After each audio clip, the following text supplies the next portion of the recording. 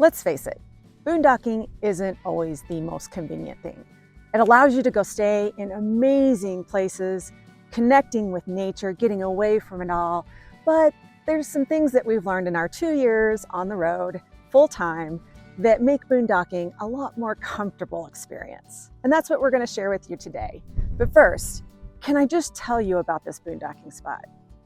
Tucked away in the rolling grasslands of southern Arizona lies a hidden gem for adventurous RVers, the Cieneguita Campground inside of the Los Cienegas National Conservation Area. Just a short drive from the charming town of Cieneguita, this dispersed camping area offers a true taste of the American Southwest. Here, the pristine desert grasslands stretch to meet distant mountain ranges, creating a photographer's paradise. The campground features well-spaced first-come, first-served primitive sites, perfect for those seeking solitude and the dark night skies. While there are no hookups or facilities, the trade-off is absolute tranquility and 360-degree views of Arizona's stunning landscape. If the campground is full, never fear, there's BLM land galore all around the area, including the Empire Ranch, Maternity Well, and the Cieneguita camping areas. All of the information is on Campendium and iOverlander. Just look up Cieneguita, Arizona, and sort it by public lands. What makes this location even more special? The wine country of Cieneguita is just 15 minutes away, boasting local wineries, breweries, and cideries, perfect for an afternoon of tasting and stocking up your RV with the local flavors. Best of all, this slice of paradise is completely free, making it an ideal stop for budget-conscious travelers looking to experience the raw beauty of Arizona's backcountry. Remember, come prepared with plenty of water and supplies. This is boondocking at its finest. Okay, this one's a little different, really fun, super cheap, but very practical when it comes to boondocking. So one of the things that happens when you're boondocking a lot is you don't want to use all your water up. So you definitely don't want to wash as more dishes than you need to. You don't want to wash your cutting board more than you need to. So what I did is I figured out a couple of hacks that made a big difference for me. So I thought maybe they'd make a big difference for you. So we already use a lot of paper products. Some people will complain that that means we have more trash, and now you have to find out when you're boondocking, what are you going to do with your trash? We don't really have that big of a problem with it. We put a lot of the paper that's burnable in a separate baggie, and then when we have our campfire, we'll just burn it. And then the rest of it, we'll go and try to find somewhere locally to dispose of our trash. It hasn't really been that big of a deal. Now, when it comes to water use, I am very sensitive to that. So a couple of things. When you're preparing your dinner, a lot of times you need to handle meat, right? Which causes you to have to wash your hands a lot afterwards. Well, you should be. If you're not, you should be. But what I did is I started putting on rubber gloves. You see the chefs do it on TV all the time. When you wear the rubber gloves, it totally eliminates the fact that you'll need to wash your hands afterwards. You just pull them off, throw them away, super cheap. So not only are they good for your tank handlement, handling all your tank stuff outside, cleaning. Anytime you're going to get your hands really dirty, go ahead and throw a pair of rubber gloves on, because now you don't need to wash as much. So saves you a little bit of water. The other thing are these really cool parchment sheets. I love them. Get them off Amazon in this big pack. I just stick it under the sink. It fits in there just fine. But what it is just like pre-cut pieces of parchment. Whenever I'm preparing dinner, I just put these over my cutting board. If I'm going to be cutting something rough like meat, I'll do 2 or so of these, just to protect the board from having to be really seriously washed afterwards. Because again, that takes up a lot of water. When you just got to let your water run while you're scrubbing something and then rinse and all that. If you can just put something over it, now you eliminate a lot of that need and you can just wipe it off. So these are just a few of the hacks that I use in the kitchen that I thought you might also use. And I'll put the links to everything in the description of the video. High on the list of items that we love for boondocking is always going to be our Redondo batteries. We've talked about these before, but we can't say enough good things about them. If you see here, we have 4 200 amp hour lithium batteries. Of course, that's 800 amp hours total. That pretty much carries us through the day. And in the night, we only kind of run the generator a little bit at night just to kind of get them back up, to around 90% before we go to bed, just because that's the way we like it. But for those of you, I mean, we don't really need to have a discussion about lead acid versus lithium anymore, do we? Hopefully not. There's plenty of videos about that topic. I mean, lithium is just the way to go. It just makes a heck of a lot more sense. But for a lot of you, that you may be thinking, well, I've looked at lithium batteries and they're so expensive. I agree.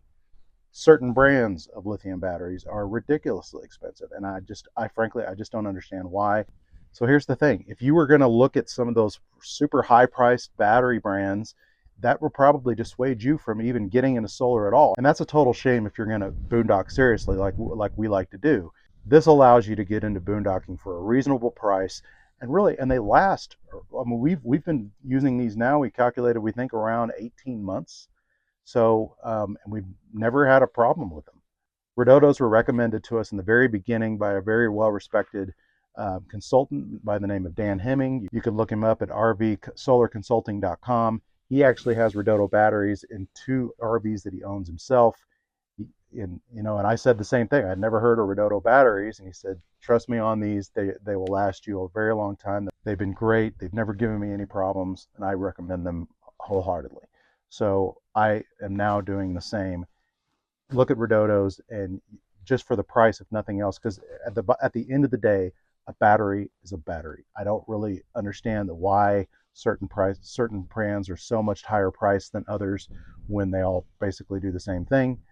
Now, I do know that Redoto has a new Bluetooth version coming out. If you want to be able to look at the levels of your battery right there on your phone, you could do that. Now, if you have a Victron system, you can pretty much already do that. But if you like that feature, go ahead and pick it up. So you're probably wondering, Redoto is a Chinese company, and so maybe what's their customer service like? We've had nothing but good experiences with Redoto from a customer service perspective, because I do believe that they have a U.S. warehouse that they actually have customer service out of. And so we had a situation where we ordered another battery in addition to it, and we had it shipped to the post office, who told us that it would be just fine to ship them a battery, and then apparently it was not just fine to ship them a battery, and they sent it back. Redoto followed up with us and said, "Hey, what do you want us to do with this battery? We'll take care of you guys." They did not charge us any extra for shipping, and they reached out to us, and they wanted to take care of the situation. So we were very impressed with that. So I don't think you have anything to worry about with Redoto as far as customer service goes. Okay, the good news is that if you're watching this video around the time that we put this out, around November of 2024, Redoto is running a special right now. It's actually kind of a Black Friday deal, but it's already going. So, but it's not on Amazon. If you go to the Redoto website and you use our code, which is LIKE, we'll put it on screen as well. We'll also put a QR code on screen, make it easy for you. You'll get an additional 6% off of their super low sale price, and the more that you buy, you'll actually get some really cool swag, some cool gifts, and of course the more that you buy, the cooler the gifts are. But I'm telling you, this is the time. If you wanted to buy batteries to go ahead and just like, hey, look, I'm going to go in and I'm going to go ahead and rig up my RV, and you want to buy like 4 at a time like what we have, we did the math on it. Again, this is just current day pricing. For a 200 amp hour battery like these, it'd be around $385. Let me tell you, that's a lot less than what we paid, and we still felt like we got a great deal. We did. So, I mean, that really makes it very reasonable for you to invest in probably, one of the more expensive boondocking tools that you're going to need. You got to have lithium batteries, and so, to be able to get in for that low amount, now's the time to do it. So Hugo and I are on our morning walk. It's really pretty here, so you can't help but want to walk all the time, take it all in. But it made me think of one of my very favorite things, especially boondocking, but really anytime, are these heated jackets. This is from a company called Kamimoto, and they make a lot of heated things for like side-by-sides and razors and stuff like that. So they're kind of in the outdoorsy niche, and so they know that us cold people get really cold easy. That'd be me. But it's really awesome. They have a little battery pack in the pocket. We have a jacket and a vest, which I love them both, depending on how cold it is. This particular jacket is super warm. But you have 3 zones on this, and you can click it and make it a little cooler, you know, so if it gets too hot, so there's like 3 different levels.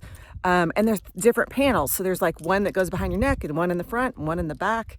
The vests are similar. And I like this jacket because the pockets even get warm. So, but this is one of those little things that makes me happy and keeps me comfortable. So, because we're out in the Arizona, outside of Cieneguita in a BLM area, and it has been getting really cold, like 37 at night. And getting up and walking this dog early in the morning and late at night, these jackets come in clutch, let me just tell you. So I believe they might be having a Black Friday sale, so if you're watching this real time, but if not, I'll put the links below. But I really like this brand, and they seem high quality too. Really good quality actual jacket, regardless of the heated part. But I just thought you might like this one. Okay, so here's one of my new favorite things. This is a new water tank. Now, you may recognize this if you've watched one of our other videos where I actually have a larger version of this that we use for a waste tank. If you haven't seen that video, go watch it wherever it is. And so let me show you something. So this is our original water tank. This is 60 gallons, and this thing works great. The only problem with it is that it's very expensive. We paid $150 some odd for this thing. Super heavy duty, folds down, super small. We put it in just a little bin, and it holds 60 gallons. However, this one, we only paid, what, 50 bucks for it? 38. $38. That almost seems too good to be true. And it holds 87 gallons. I mean, come on. So as you can see, and this one also has straps on it, on the front and the back, and then this one does not have straps on it. Now, the reason I have these kind of going off the edge of the bed is that I've definitely noticed that gravity is your friend when you're dealing with these. If you want to just lay them up in the bed, if you don't want to do something like this situation, you could certainly lay them up in the bed. They're much more challenging to get the water, the hose on it when it's like that, and it also does not naturally want to come out. You have to do some wrangling with it. And let me tell you, these things both are extremely heavy. So you want to make sure that whenever you're situating these, that you think it through, because otherwise you're going to find yourself in a situation where you're up there just like really trying to get under it and all that kind of stuff. That's why I like to have these off the edge. Obviously, we strap them down. They're not going to go anywhere. I know that you may be doubting that, but and we'll probably get a lot of negative comments in below. But I'm just telling you, these things are so heavy. They're strapped in. They are not going to move. We drove 30 miles with it like this, absolutely no problem. But the thing that this enables us to do is, I mean, we've got waters for days. We'll be able to take showers. We'll be, you know, you're not really concerned about water, because it's, you know, when you have to travel back and forth to the water spot, you know, 30 miles every 5 days or so, it gets old. So, you know, I really like having this set up like this. But if you're interested in either one of these, we'll put the links down below. And one thing I didn't mention about this one does fold down. It probably, you know, obviously it has these large fittings on it, so it's not going to fold down as neatly as this one does. But either way, you know, I still think it folds down pretty small, and you could put it in a bin and just kind of store it in the RV, no big deal. With the adapters, it came with one, so but you can get these adapters. We'll put the links down below. These are those quick connects. I really like using these. It's just much more convenient than having to twist things. Yeah. And then as far as getting the water into the RV, if you're not familiar with that concept with boondocking, so basically you need to have a water pump. Gravity won't really work in this situation. So, you know, you basically hook this up to a water pump, and then to a regular garden hose, and it basically just pumps it into the RV. Don't some RVs have the pumping? That's a good question. So I think that our RV, it has what's called like a power fill, and I hear a little motor going on back there, but that's not going to basically suck the water out of this thing. It just, I can't imagine that working all that well. So definitely it's something having a second water pump is absolutely a good idea anyway, because if your water pump goes dead on your RV, it's always good to have a replacement. other than not being able to pump your water. So I think I just like having a secondary water pump. You can hook it up, and of course it runs with a 12-volt battery. I've got a couple spares that I just use in general. And then some people use the connection that's on their truck to hook up to their truck battery.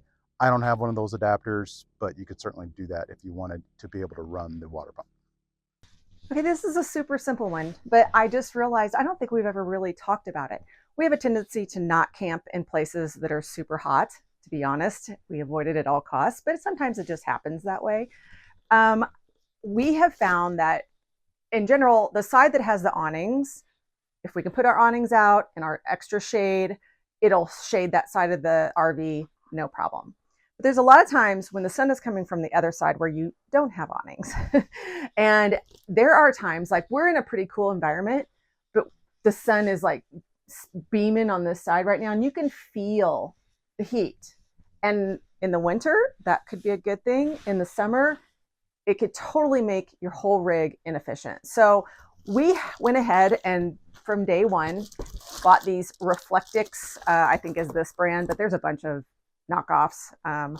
But what it is, you know, it's the silver, it's like kind of like bubble pack, to be honest. And you can put these up in your windows. They have some that go into your skylights and things like that if you wanted to try to avoid it from the top. They make them at all different shapes and sizes. We just bought a roll and cut it to the windows that we probably put them in most often, which are this, I call the business side, you know, the tanks and hookup side. That's the side that we're most vulnerable on. So I cut them, and then I just keep them up in up in one of the storage bays, because you don't need them all the time, but when you do need them, it's really nice to have. And it's really great because once you cut them, you can just stick them inside. You would put it on the other side of the shade, of course, but like we have one for the big window. And I'm telling you, I don't even tape them in. I literally just put them behind the shade. Let's see if we can do it without blowing the light out. Super easy. Stick them in here. Put the shade back down. Now, if I was stationary, I'd probably tape them in there if it was for an entire season. But you would not believe the difference in the heat it makes. And let me tell you, when you're boondocking and you're trying not to run your ACs and you're trying to, keep that sun from baking you and having to maybe run one, use up all your solar, use up your batteries, this Reflectix stuff could be the difference in you having to run your AC or not. And we've only had it a couple times when we were boondocking, but what I did is I opened the side window and then I put the Reflectix in this window, and the air was still coming through, but the heat was being blocked out. And the same thing in the bedroom on that side. It was really a savior. You can keep some windows open and then just put the Reflectix in the window, the biggest window taking the most heat in. And I'm just telling you, it will save you from having to use that battery, precious battery, for turning on the AC. Okay, let's talk about boondocking essentials. Generators. You got to have one, even if you have solar. So first off, let's talk about why. Because sun doesn't always shine, right? sometimes it rains, sometimes it's super cloudy, and other times your solar rig doesn't act right.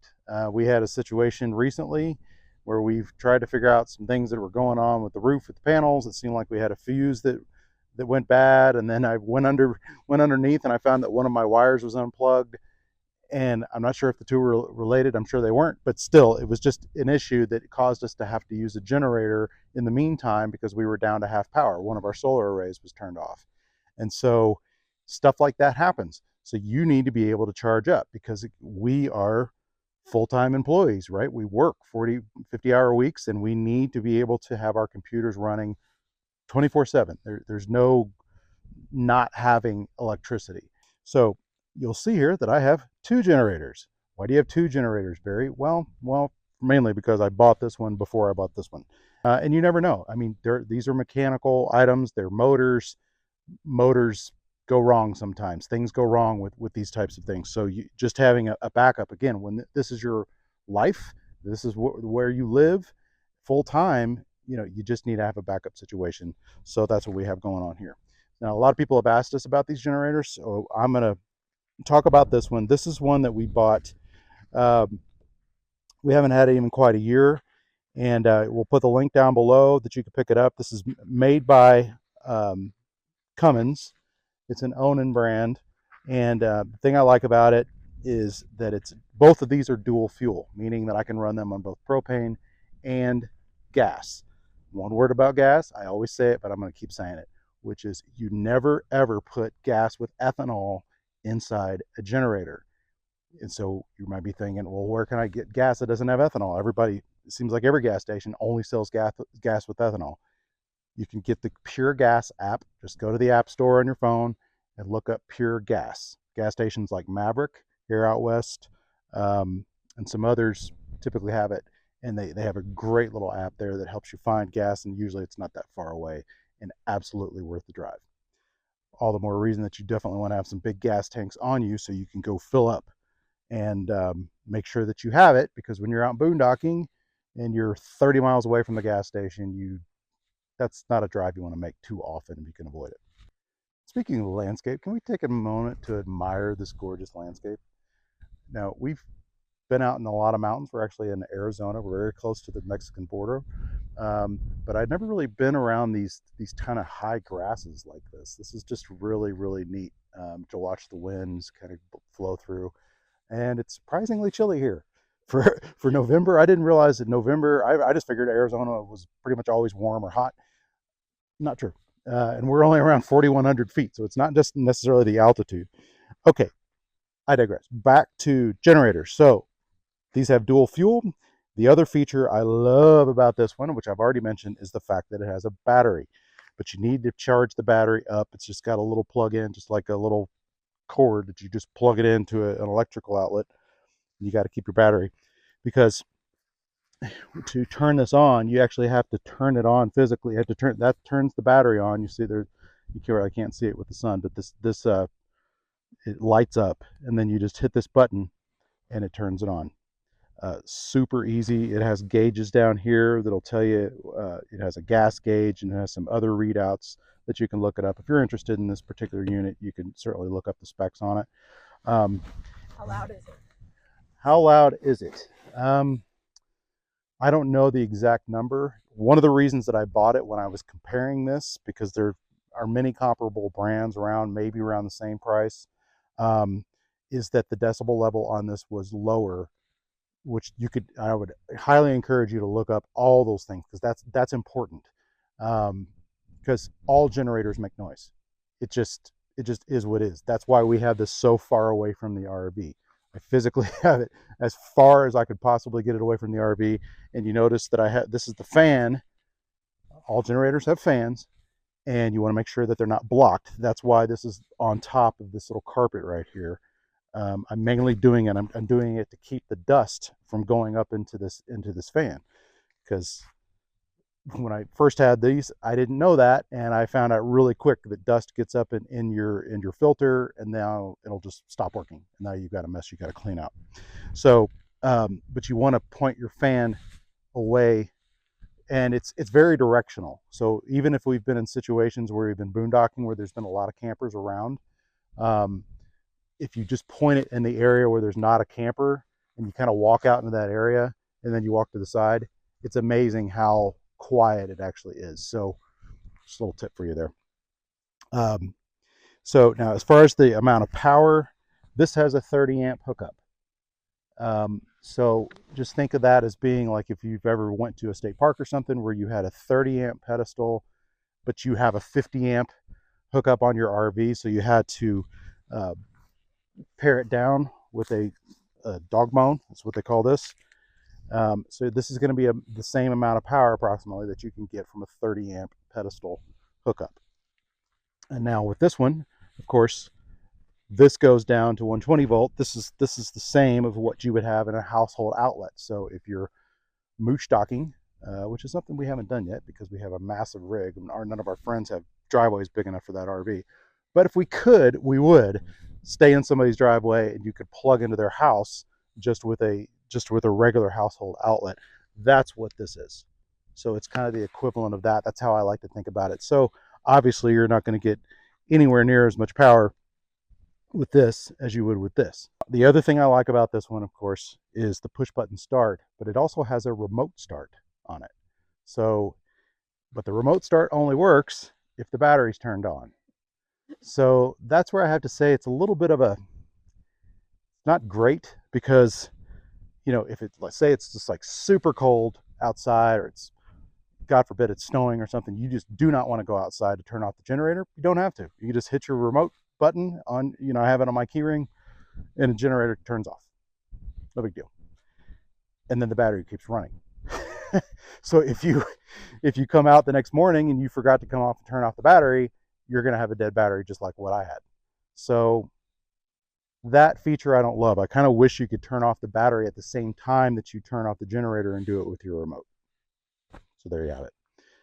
Now, you may be wondering, why don't we have one of the big Onan generators like everybody else does in our generator bay up in the front of the RV? We don't like them. We didn't like the one we had. Okay, so we just didn't like the one that we had. It was an old one that we found at the end of the pandemic. We got a deal on it, $1,200.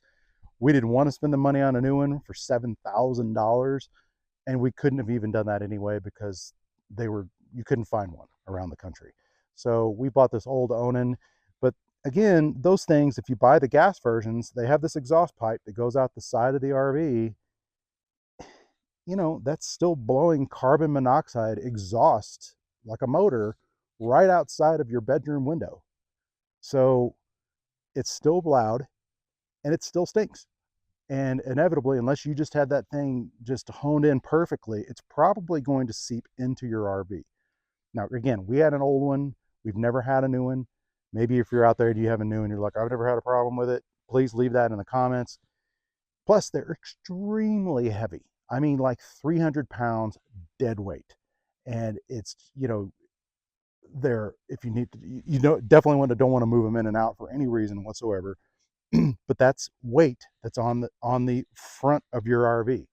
So, you know, we knew that we needed to get rid of the old one that we had. I actually had bought this one, and I just decided, you know what? I hate dealing with this old thing. It only works about half the time. I'm just going to get rid of it. And that freed up a bunch of weight. So that's always a good thing in RV life. I love the Heater Buddy. Perfect name because it is my buddy, especially in the mornings, which I get up extremely early to go to work. And in this garage area of the toy hauler is always cold. It just pretty much is, especially here in Arizona where it's been down into below 30 some night. Really, Hugo's bringing his bone. He's like, I got stuff to show you too. Hold on. We had to dehugify the room. He was being a little toddlerish. Okay, so love the Heater Buddy because when you're boondocking, you do not want to use a regular electric space heater, right? Because anything that produces that much heat is just going to drain your batteries like crazy. So, but having a space heater is a really, really good idea. So we got one of these and it has been absolutely great. Now, I do need to always have a caveat with this. If you're going to have one of these indoors, which they are totally safe to have indoors if you vent the room. So you absolutely must open a window, crack a door, doing something like that. Now, you may be sitting there thinking, well, that doesn't make any sense. Why would you crack a window? Isn't that going to defeat the purpose? As somebody does this literally every single day, I'm telling you, it works out just fine.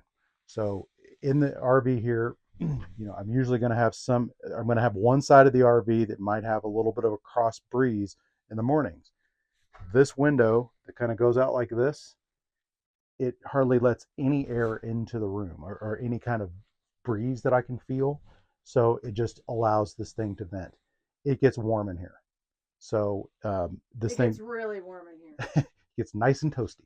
So because this is an open flame, obviously. Now, one little downside about the Heater Buddy, it has 2 speeds, low and high. Okay, now you may also be looking at this and thinking, why do you have a 20-pound propane tank hooked up to the side where it is clearly made for one of those little 1-pounder propane tanks, because I can't stand those little 1-pound propane tanks. That's why. No, really, super. It is really annoying to deal with those things. In a pinch, if that's all you're going to need it for and you're just going to let this thing go for a couple hours, maybe you could do it. But those propane tanks, those little 1-pounders are expensive. They can be refilled. I don't think you're... They banned them in California. Yeah, so there you have it. California doesn't even want them. But so I'm just telling somebody that uses this all the time, it is so much better having this thing hooked up to a 20-pound tank. It is a little obnoxious, I will admit. I'm sure you could probably, I don't know what they make propane tank sizes. Maybe they have an in-between size. Maybe you could get a smaller one, knock yourself out. That would be pretty cool. So we're actually in the middle of dealing with an issue with our furnace right now. We don't know if our thermostat's bad. We don't know if we have something else going on with the furnace. So we've been having issues. This has been something that's been a kind of a savior to us, using it in other rooms of the RV. So again, just a great idea to have both a propane space heater and also having electric space heaters for whenever you're hooked up at a regular RV park. All right, let's talk about fire. I wish we had a couple of them burning right now because it's a little cool out here. We have both Solo Stove and we have a propane stove by Outland, the Outland Fire Bowl. It also makes me hungry. Sounds good. Fire Bowl. So why do we have both the regular fire pit and the propane fire pit? Something that we learned as we started boondocking, especially as we came out west. I think it was New Mexico was our first state we had ever been to that had a fire ban. And when you went there, I can see where they have a fire ban, because I feel like if I were to throw a match, this whole place would just go up in flames because it was so dry. So they only allow propane fire pits. This is a very simple thing. As you can see, it's just literally, you just hook it up to your tank and turn it on. Of course, you have to light it. It does have a lighter on it. A lot of times we just use a flame. Be careful doing that, of course. Disclaimer: play with fire, don't get burned, all that stuff. So why would you want this? Well, if you want to stay in a state that has a fire ban, you're going to need it. There have also been situations where we have been at meetups, get-togethers, like escapers events, or we were just at an event with the border hookups, and they specifically asked if you have these propane heaters in the certain situation we were in. I think we were under kind of an open-air building.